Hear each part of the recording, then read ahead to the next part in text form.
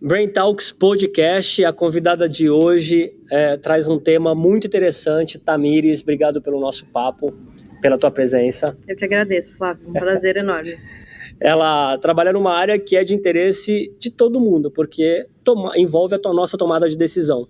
Coisa que a gente faz o tempo todo, consciente, inconsciente, pré-consciente, é complexa, simples, o tempo todo o cérebro está decidindo alguma coisa, né, tá? Diariamente. E ela palestrou na última edição do Brain Talks, foi muito legal a tua palestra, um conteúdo muito profundo, precisava de muito mais tempo. Precisava, com certeza. Porque a proposta foi 20 minutos e assim a gente fica com a vontade de quer mais, que é o objetivo do podcast, a gente trazer o palestrante aqui para bater um pouco mais de papo e também dar o acesso a essa informação, esse conhecimento a um monte de gente que não pôde vir no Brain Talks presencial. Perfeito. Então, obrigado. Eu que agradeço. A Tamires, ela é biomédica, ela tem mais de 10 anos no mundo acadêmico, mas eu não vou apresentar ela totalmente, eu vou pedir para você se apresentar para quem está nos ouvindo e nos vendo. Tá ótimo. Olá, pessoal. Olá, Flávio. Primeiramente, eu gostaria de agradecer o convite. Imagina, prazer. Eu não sei se você sabe, mas desde que eu tive a primeira oportunidade de ver uma palestra sua, eu tenho você como uma das minhas referências profissionais. Obrigado. Então, partilhar desse momento é bastante significativo. Obrigado, querida. Vamos lá. Quem é a Tamires, né? A Tamires é casada com o Michel há um tempão. Inclusive esse Eles mês... estavam aqui, né? Ele e o Ravi. Estavam. Inclusive, esse mês, agora de agosto, nós completamos 18 anos de relacionamento. Que legal. E dessa relação nasceu o Ravi, em 2021. E agora ele com 2 anos, super esperto, é o amor das nossas vidas.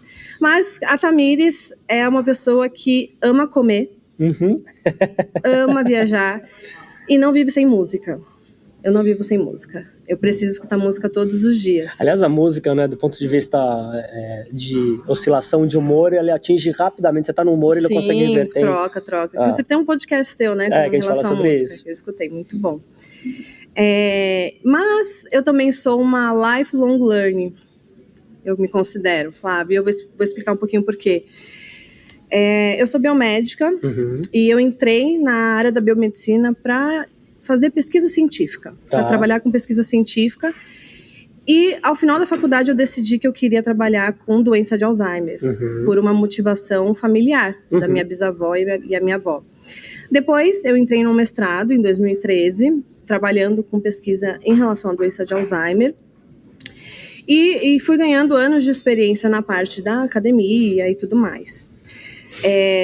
Nesse período, depois do mestrado, eu cheguei a dar aula para 3 turmas em um curso técnico. E, ao mesmo tempo, eu fiz parte de um grupo de pesquisa na Unifesp, em Santos. E aí, nesse grupo, eles trabalhavam com modelo animal de doença de Alzheimer e Parkinson, né, doenças neurodegenerativas, com o efeito de produtos naturais na reversão desses quadros. Fiquei por 2 anos lá e voltei para São Paulo em 2019, me matriculei no doutorado, ingressei no doutorado e a pandemia começou. Aproveitei a pandemia, planejei a gravidez. O que foi? Então teve, né? Foi interessante. Foi interessante, foi bom. Engravidei do Ravi e decidi ao mesmo tempo fazer uma especialização em EAD em gestão de saúde. Muito bom. Que me abriu assim uma mente fantástica em relação a comportamento humano, gestão de pessoas, hotelaria, governança hospitalar, enfim. Em 2022 eu volto para o laboratório para continuar o doutorado e me deparo com a oportunidade de fazer um MBA em Data Science e Analytics ao mesmo tempo. Que foi quando a gente estava conversando sobre o tema da tua palestra. Exato. E daí eu comecei o MBA, tem sido fantástico. Hoje o mundo sem dados, aliás, nunca foi. Hoje mais ainda. Hoje mais ainda, é necessário, né? E aí, assim, eu tô nesse momento de multitasking, tentando equilibrar os pratinhos. E o DOC quando acaba? Meu prazo pessoal o ano que vem. Mas pode ser que seja um pouquinho mais estendido. Depende, né? E é isso, Tamires, profissional, esposa, mãe. Tudo junto, tá tudo junto. Tudo junto, misturado. Eu acho que você foi muito assertiva nas tuas escolhas, considerando o mundo que vem. Né? Esse mundo aí pós-pandemia, digital, uma transformação jamais vista na história com relação à parte digital, esse digital que a gente vive, e a tomada de decisão, que é a primeira pergunta que eu quero te fazer, relacionada a essas tuas expertises, porque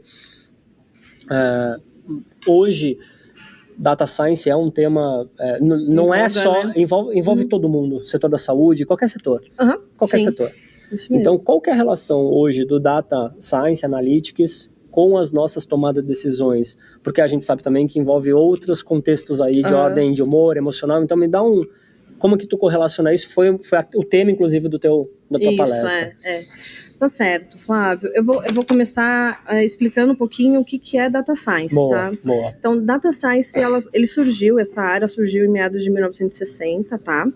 E, no entanto, só nas últimas décadas que ele ganhou notoriedade, por 3 razões. Aumento e evolução da capacidade de processamento e armazenamento computacional e um grande volume de dados que são gerados diariamente. Tá. Né? Um exemplo prático que a gente pode colocar aqui são as redes sociais, as redes de comunicação, os streamings. Volume, né? Que tem volume, diários, milhares por segundo, por hora, que são coletados desses usuários, tá? E não é por menos que o Data Science tem sido considerado o petróleo do século XXI, por conta do seu valor agregado, seu valor econômico agregado, né? Os dados em si. Mas, no contexto geral, o Data Science ela é uma área interdisciplinar que envolve métodos científicos, estatísticos, da área de negócios, machine learning, que é o aprendizado de máquina, e algoritmos, que tem como uma finalidade de gerar insights a partir de dados brutos, e dados esses que podem ser estruturados ou não estruturados, gerar insights, e esses insights eles são transformados em informações úteis para as empresas, para agregar valor ao modelo de negócio. Certo? E, normalmente, para fazer análise desses dados, são utilizadas algumas linguagens de programação, como linguagem Python, R, a Power BI da Microsoft, e algumas empresas ainda utilizam Excel, mas ele ainda existe uma certa limitação para essa plataforma. Tá? Uma plataforma uma limitação no sentido de conseguir agregar um maior volume de dados, tá? Então, esse é o conceito geral do Data Science, da ciência de dados. Quando a gente fala da relação dele com tomada de decisão, eu, Tamires, acredito assim fortemente, baseado nas minhas leituras, nos meus estudos, que ele veio para melhorar a nossa tomada de decisão. Exatamente. Tá? Expande nossa capacidade de análise. E assim, Flávio, a tomada de decisão humana, ela é totalmente impactada pelo emocional. Total. Tudo depende se você está num momento bom, ruim, estressado. Vai alterar totalmente. Vai alterar, e isso pode gerar resultados e impactos negativos, né, da sua decisão. Além disso, a gente evoca memórias. Né? A nossa tomada de decisão, ela também evoca memórias. Então, se eu vivi um contexto negativo no passado e no cenário atual eu estou vivendo o mesmo contexto, eu vou tentar me afastar dessa tomada de decisão. E às vezes você vai ter hoje um tipo de dado de análise que vai te diminuir essa tomar decisão, aliás, vai melhorar o teu processo de pensar em tomar uma decisão diferente do que você tomou no passado. Com certeza. Porque se a gente pensar que a ciência de dados é matemática, é pura, né? É número. E o ser humano é por padrões, né? Ou seja, a gente tem padrões. Tem padrões e a gente repete, né? Exato. Repete. Mas a ciência de dados é matemática. Ele mostra sim ou não, tá lucrando ou não tá lucrando. Não é uma área cinzenta, é uma área preta ou branca. Exato. Não tem margem de interpretação. Ele mostra, ou você muda a sua estratégia, seu plano estratégico. Ou o resultado vai ser esse. Não vai ser tão legal, entendeu? Então, basicamente é isso. Os dados vêm para agregar e deixar a tomada de decisão mais assertiva, mais concreta. Ou seja, ela não vai nunca ultrapassar o contexto emocional, mas ela vai ajudar o contexto emocional. Sim. Porque ainda assim, a ciência de dados, ela está mostrando se você tem que mudar ou não, mas tem o fator emocional da pessoa lançar, né? Sabe que eu não lembro se eu falei contigo isso, mas teve um experimento muito interessante de pessoas compulsivas em compras. Então, nesse estudo, eles colocaram, foi um estudo que fizeram com vários grupos, eles colocaram no cartão de crédito da pessoa, um cartão de crédito físico, já tem alguns anos, então não estava tão digital hoje no celular, mas já colocaram assim, antes de tomar essa decisão, né, tinha uma fala, 15 minutos vá e depois você repensa se você tem que comprar isso. Eu não lembro exatamente a frase. Então, as pessoas quando iam comprar, elas eram pegavam o cartão de crédito e viam isso. Eu não lembro exatamente o percentual, mas o percentual de pessoas que não comprava diminuiu muito. Tem uma via de regra, assim, se você quer comprar algo, você faz algumas perguntas, né? Eu preciso disso? Eu consigo pagar? Tem aquela... Exato. Normalmente a gente desiste da compra. Normalmente. Mas, assim, essas pessoas com esse tipo de desordem, elas têm um comprometimento mesmo já na tomada de decisão, que isso vai fazer com que seja errada a decisão, que ela nem consiga tomar mesmo. Tá, você falou de 2 teorias, obrigado pela explicação, excelente. Imagina. Então, depois a gente vai falar também de algumas indicações de livros. Você fala da teoria da racionalidade completa, né, e a limitada. Você pode falar um pouquinho mais dessas 2 teorias? Qual é a diferença de uma e de outra? Claro. A teoria da racionalidade completa, ela vem de um pressuposto da psicologia. Tá? E ela diz o seguinte: todo indivíduo vai tomar uma decisão, a sua decisão final vai ser baseada no que ele acha que vai ser satisfatório para ele. O melhor para ele, os melhores resultados, e é isso.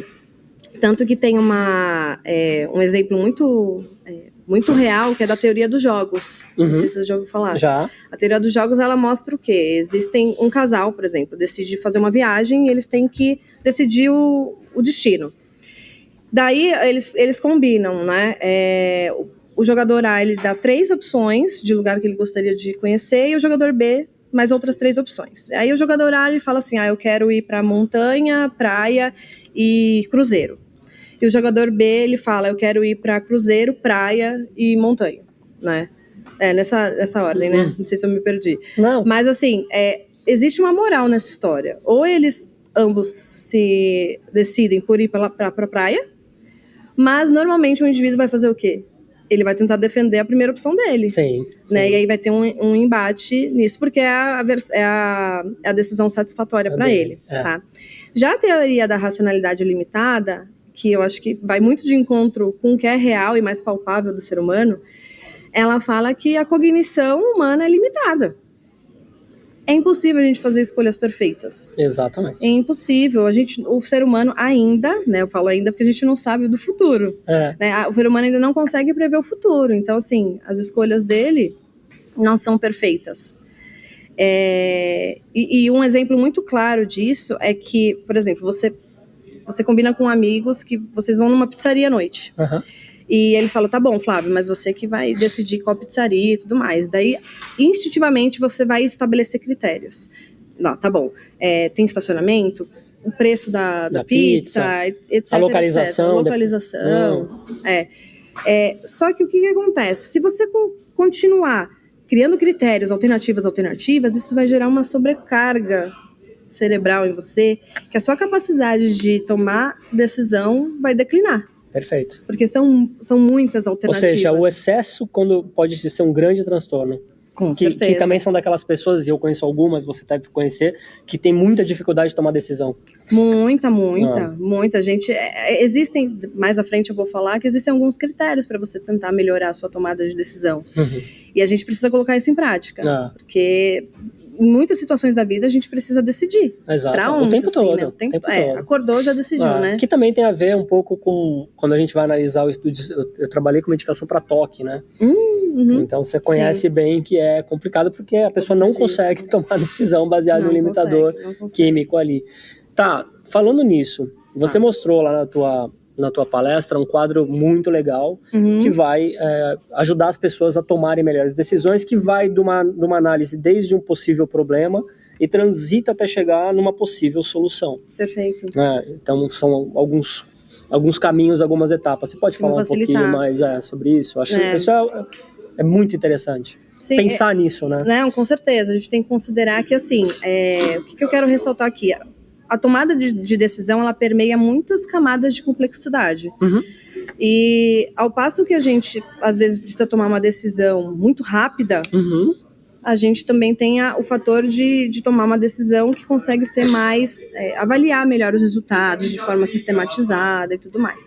Mas independente se a sua escolha se a tomada de decisão for rápida, por um reflexo, ou mais deliberada, existem certos passos que, claro, que cada pessoa e cada empresa vai determinar se vão ser esses passos, se vão ser mais passos, se passos vão ser excluídos de acordo com a situação mesmo.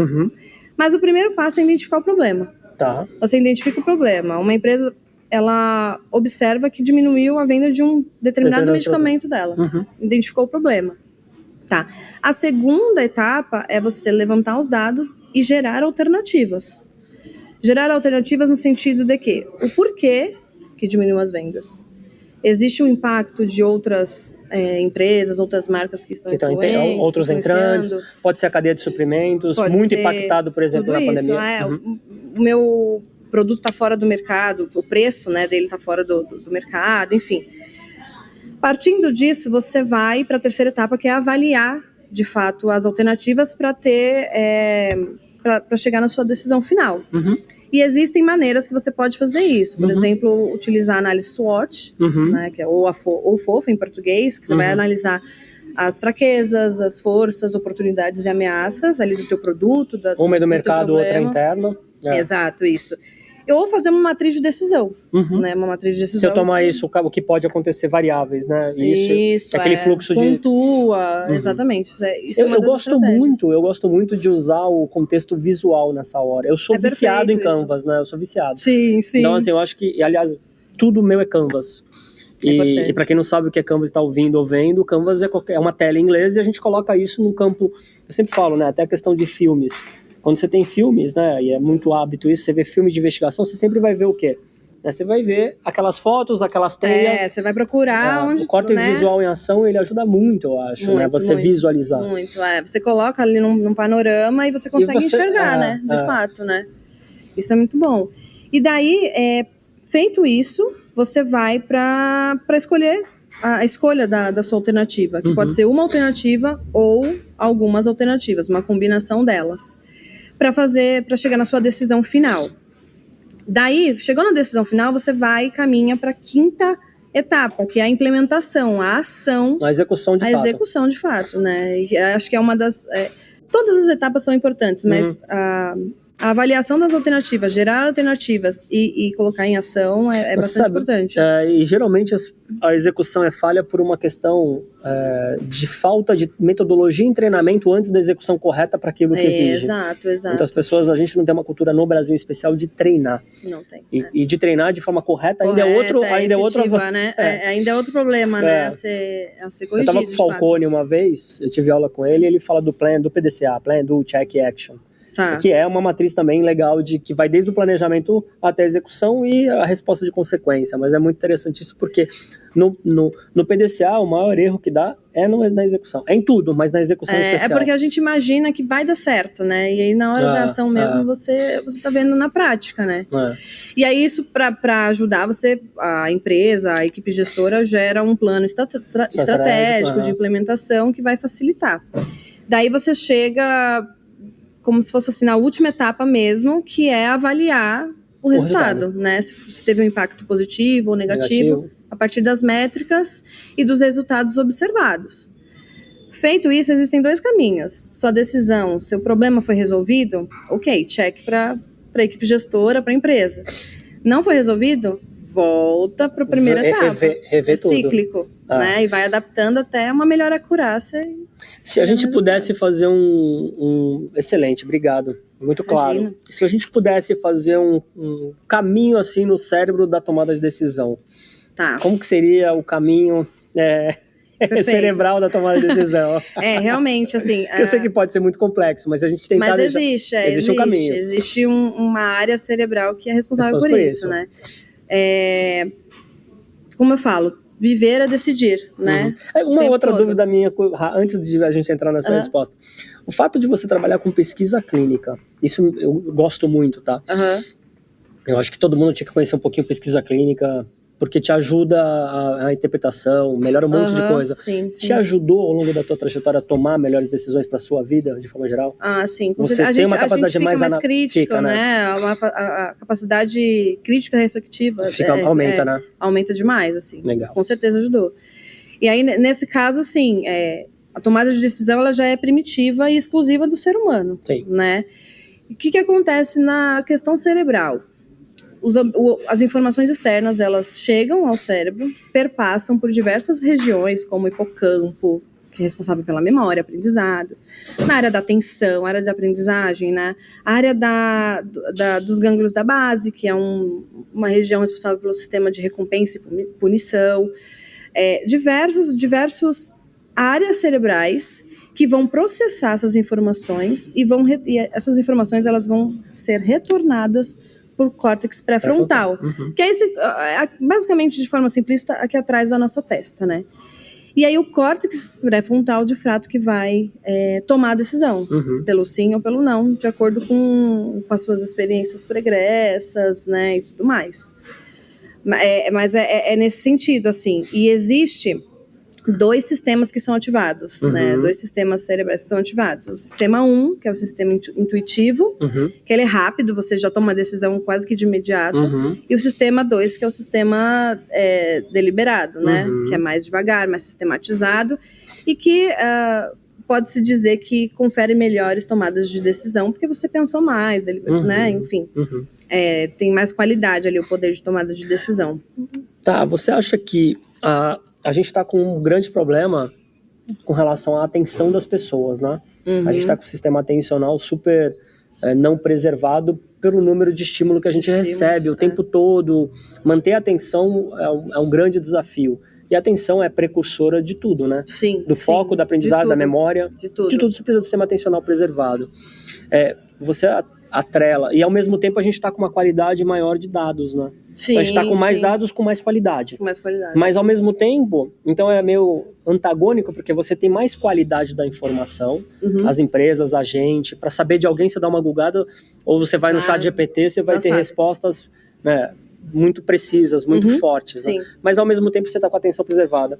Você vê achar esse denominador em comum é um desafio do futuro. É um desafio porque ao passo que você busca por mais informações, por mais conhecimento, você também está gerando uma sobrecarga, né? E a tua área de pesquisa, que é memória, claro que Alzheimer é uma, mas